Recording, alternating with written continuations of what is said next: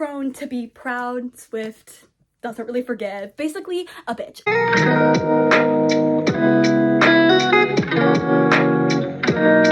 Hello everybody and welcome back, and today we are going to talk about the books that I read in October. The date is November 11th, but that's my bad. I was in New York this past Halloween weekend, and obviously the first week is always busy, so I'm filming it late and posting it late per usual. Anyways, but here it is, what I read in October, and we're literally just gonna jump into the first book. So the first book that I read was A Court of Silver Flames by Sarah J Maas, and this is the final installment of the A Court of Thorns and Roses series. Of course, like almost every other person who has read this, I have absolutely adored and loved the series, and I have reviewed and talked about all the books on the channel, I believe.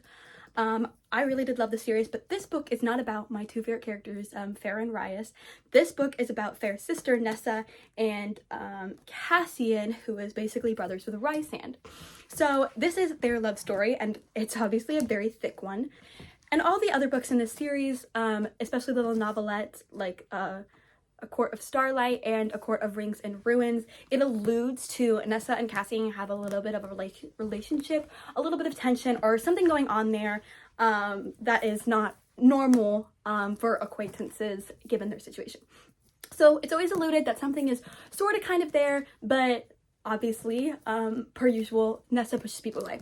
So basically, Nessa, this is after what has happened, after Nessa's father has died, and so she's prone to be proud, swift, doesn't really forgive, basically a bitch. And she's been kind of going off her rocker, living in a really shitty apartment and sleeping anybody who has a pulse, and just drinking around and spending her sister's money on basically ruining her life.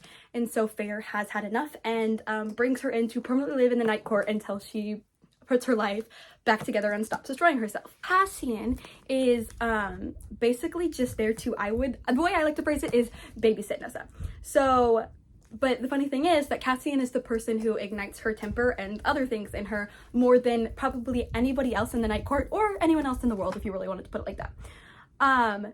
So they have a fire, it burns, chemistry, tension. Nessa pushes him away per usual, pushes a lot of people away, and just kind of they have this push and pull relationship where Cassian is really sweet and really cares about her, and she's a bitch the whole time. So kind of that push and pull, which gets really frustrating and makes Nessa not really the funnest person to read about, but they do have that pull. And then they have to live together in the same house, as Cassian is basically her watchdog, and Cassian trains her, and then she is also spending time volunteering in this like library in this like enchanted house or whatever. But basically a threat of another war is like shadowing over their lands, and Nessa and Cassian have to battle some monsters and some upcoming challenges, and Nessa proves to be a very vital part in winning the war with all of these powers and special and unique things that she has about her, that she has like gained, and there's a lot of healing happening from the trauma of the war and other things, and they just happen to do it on and off in each other's arms. I generally liked this book. I love a good headstrong female character. Nessa just for me gets a bit too headstrong, and so headstrong in the fact that she impacts and kind of like upsets the people around her, which personally is, I don't really like when the headstrong becomes self-destructive, especially to people who are just trying to care for you. So that gets a little annoying and almost angers me a little bit as Nessa's headstrong. But I personally think Nessa has a lot of character growth, and she grows a lot of care and empathy throughout the book, and especially at the end. I mean, she's not perfect, she's not Feyre, but she's a very much nicer and more empathetic and better version Nessa, which I think the character development and character growth and just kind of discovery is quite beautiful in this book, and I did really enjoy reading about it. Cassian's perfect throughout all of it. Come at my boy Cassian, might chop your head off. He was a 10 out of 10. I rated this a book 4 out of 5 because it did make me sob. Like, I genuinely, I have a video of me sobbing my eyes out after reading this book. it was such a good book, but Sarah does beautiful things with beautiful characters and beautiful storylines, so I'm generally not surprised. It was a 4 out of 5. I really enjoyed it. I really like it. Nessa can get on your nerves, but other than that, it was just such a beautiful story. Makes you feel all the emotions, good, bad, and in between. So 4 out of 5 stars. Next, I read The Devil Wears Black by L.G. Shen. And so this is a girl called Maddie Goldblum, and she had a pretty perfect life. A career in fashion, and a apartment in NYC, and a pediatric boyfriend. So basically, Chase Black is her ex and just like kind of storms into life with a proposition to pretend to be his fiance to fulfill his father's dying wish. So basically, Chase Black is a very cool, calculated, it's very much Grumpy Sunshine, okay? It very much is. He's very much cold, calculated asshole, and she's not. But basically his father is, and he's also rich. Duh, who wouldn't want to Chase Black? Personally, I want to Chase Black. But his father is basically dying, and he never told his family that him and Maddie broke up, and as his last fulfilling wish, he wants to see his son happy and settled down. So he asked Maddie to pretend to be his fiance for like an evening to convince his father that things are going to be okay after he's gone. And so Maddie agrees to do this. She obviously gets something out of it, and she agrees to do it, and she's like finding it fun to watch him squirm, but it becomes not a one-time thing. He keeps constantly asking for favors from her to continue being his fiance, and he's also seemingly jealous of her boyfriend that she has at the time. And so basically, as the book goes on, they're just pretending to be engaged and pretending to be in love, and slowly his walls start coming down, and things start to become a bit real in the best possible way, and they become to be slightly closer and realize that they have more chemistry than they thought they did. And I really like this book. I rated it a 4 out of 5 stars. It was kind of cute. What can I say? It was kind of cute. We're not gonna talk about the person that gave it to me, but other than that, it was real cute. I did really enjoy her, and I love a classic Grumpy Sunshine. Call me basic. I liked their chemistry. I liked that she came out of her shell and is kind of proud of herself, and I liked them together in the whole discovery of him not becoming an asshole. So 4 out of 5 stars, pretty good. Next, I read Wrecked by Lauren Asher, which is the third in the Dirty Air series. I have read the other two. I have liked the other two. So this is Jax and Elena's story. So Jack is basically an adrenaline junkie. I'm just gonna put it like that.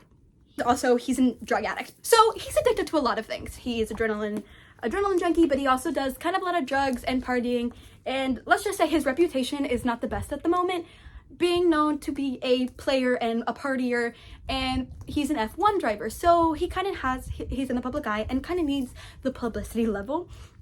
And one night he kind of overdoes it, and so now he has a completely destroyed reputation, so they hire Elena. Elena is trying to finance her grandmother with amnesia through a nursing home and survive in her apartment. And so she's kind of going through a financial disaster. And then this opportunity in her lap makes itself known to basically babysit Jax. And she gets paid a lot of money for it. So it's just one season, one job with the broody British F1 driver. And so basically they have this teasing thing back and forth, but they're like, no, never happening. That's not what's gonna happen. And so she's just trying to find like his weakness and trying to figure him out to kind of just keep him on the bars. And then of course his weakness is her, per usual. And so they kind of have this back and forth of like not saying they don't want each other, saying they don't want each other, and obviously he fucks it up. But he unfucks it. Personally, I think this book is so cute. It's a classic. I do like the F1s.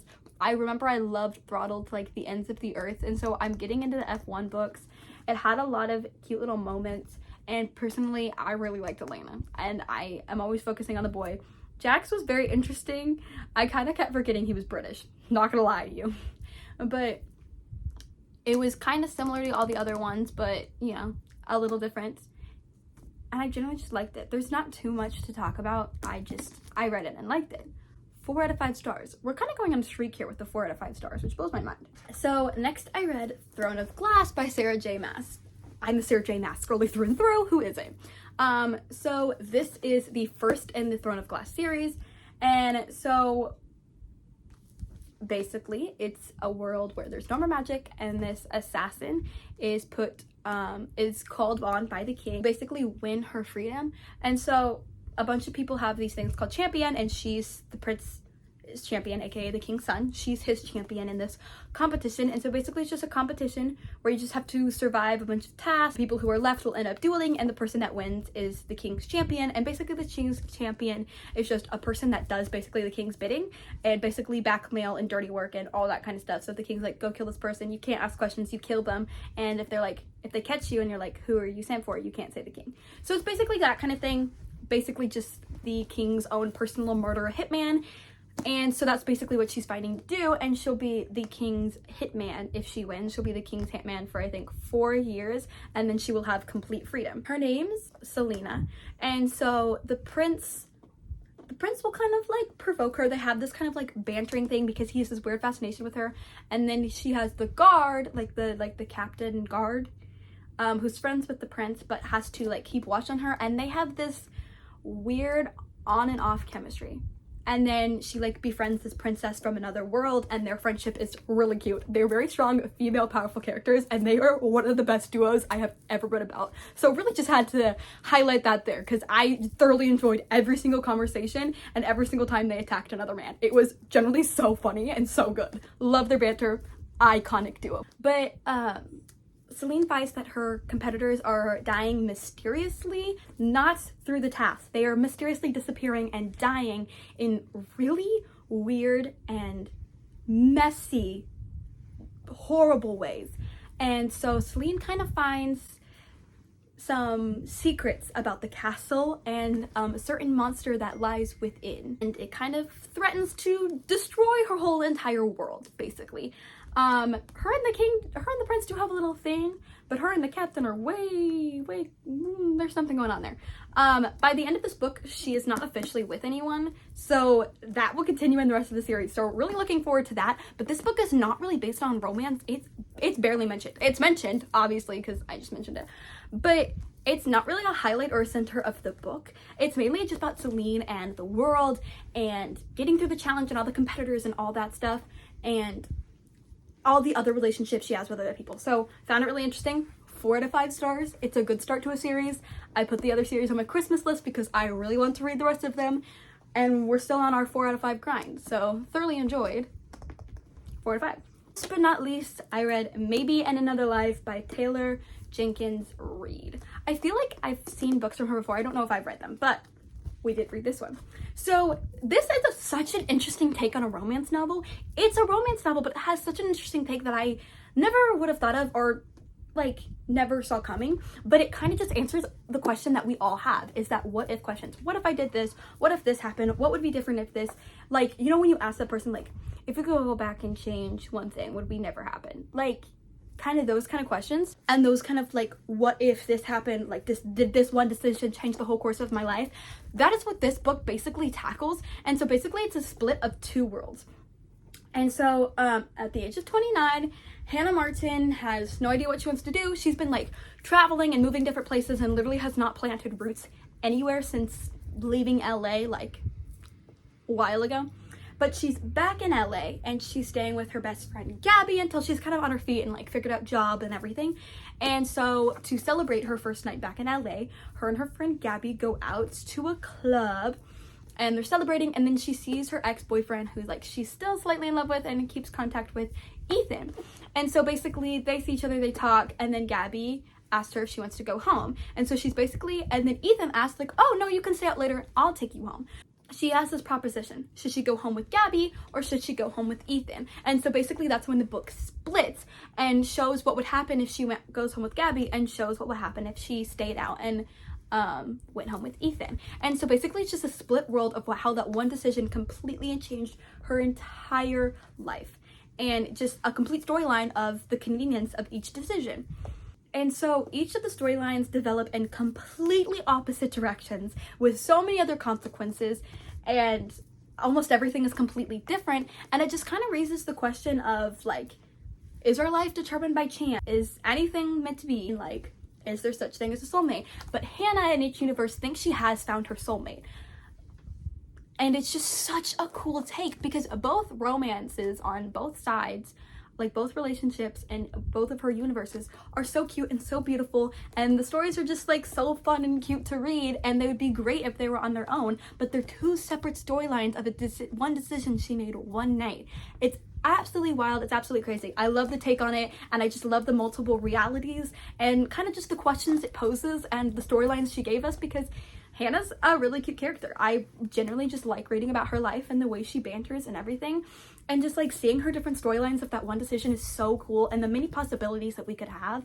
And I really like this idea. I really like the storylines. There were some shocking things, I'm gonna tell you that much. Some shocking differences, some shocking things, and just generally it was so entertaining to read, and she really kept me going. I finished her in probably less than a day. She just, you can't put her down, because it's just generally so entertaining and vigorously moving. I did rate her a 3 out of 5 though, because I have some. But she did break the trend, but she's like a 3.5 out of 5. She was good. She was very good. I was very intrigued. So basically, that was all I read in October. Not a super reading month, but I did get some good reads in, obviously. I will see you again in November, and I will be posting more often. So I will see you then. I hope you have a wonderful day and keep reading.